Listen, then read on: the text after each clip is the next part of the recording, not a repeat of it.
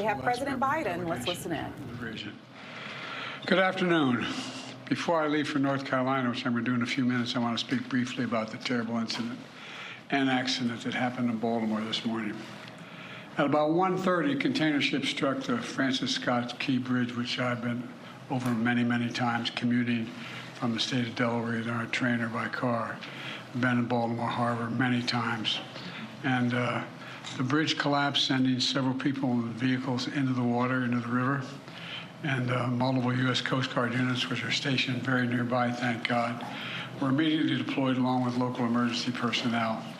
And the Coast Guard is leading the response to the port, where representatives from the Federal Highway Administration, the FBI, the Department of Transportation, the Army Corps of Engineers, as well as Maryland officials and Baltimore Police and Fire, are all working together to coordinate an emergency response. Officials at the scene estimate 8 people were unaccounted for still. Not still, were unaccounted for. That number might change. 2 have been rescued, 1 without injury, 1 in critical condition. And the search and rescue operation is continuing for all those remaining as we speak.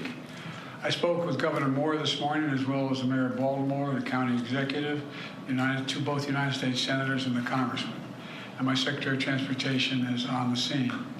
I told them we're going to send all the federal resources they need as we respond to this emergency. And I mean all the federal resources. And we're going to rebuild that port together. Everything so far indicates that this was a terrible accident. At this time, we have no other indication, no other reason to believe there's any intentional act here. Personnel on board the ship were able to alert the Maryland Department of Transportation that they had lost control of their vessel, as you all know and reported. As a result, local authorities were able to close the bridge to traffic before the bridge was struck, which undoubtedly saved lives. Our prayers are with everyone involved in this terrible accident and all the families, especially those waiting for the news of their loved one right now. I know every minute in that circumstance feels like a lifetime. You just don't know. It's just terrible. We're incredibly grateful for the brave rescuers who immediately rushed to the scene, and to the people of Baltimore. I want to say we're with you. We're going to stay with you as long as it takes. And like the governor said, you're Maryland tough, you're Baltimore strong, and we're going to get through this together. And I promise we're not leaving. Here's what's happening now. The search and rescue operation is our top priority. Ship traffic in the Port of Baltimore has been suspended until further notice, and we'll need to clear that channel before the ship traffic can resume. The Army Corps of Engineers is on the spot and is going to help lead this effort to clear the channel. The Port of Baltimore is one of the nation's largest shipping hubs, and I've been there a number of times as a senator and as a vice president. It handles a record amount of cargo last year. It's also the top port in America for both imports and exports of automobiles and light trucks. Around 850,000 vehicles go through that port every single year, and we're going to get it up and running again as soon as possible. 15,000 jobs depend on that port, and we're going to do everything we can to protect those jobs and help those workers. The bridge is also critical for travel, not just for Baltimore, but for the Northeast Corridor. Over 30,000 vehicles cross the Francis Scott Key Bridge on a daily basis.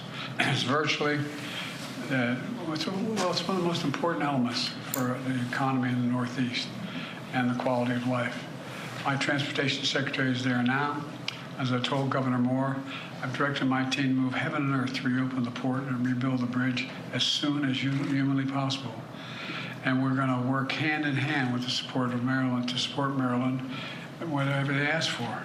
We're going to work with our partners in Congress to make sure the state gets the support it needs. It's my intention that the federal government will pay for the entire cost of reconstructing that bridge, and I expect the Congress to support my effort. This is going to take some time.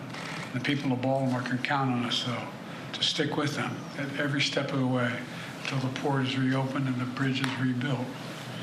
You know, we're not leaving until this job gets done.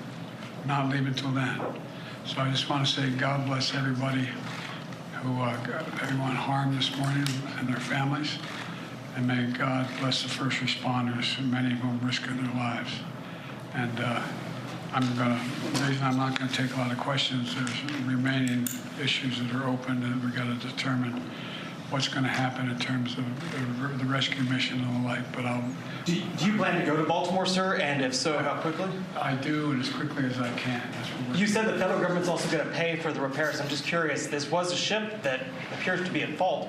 Is there any reason to believe that the company behind the ship should be held responsible? And then also, you That mentioned could be, but we're not going to wait for that to happen. We're going to pay for it to get the bridge rebuilt and opened. What did you make of Mr. Israel's President. decision not to attend this meeting this week? Oh, I don't want to get into that. Regarding Plenty of time to talk about Rob. you mentioned the port. Mr. President, Can I ask about cars?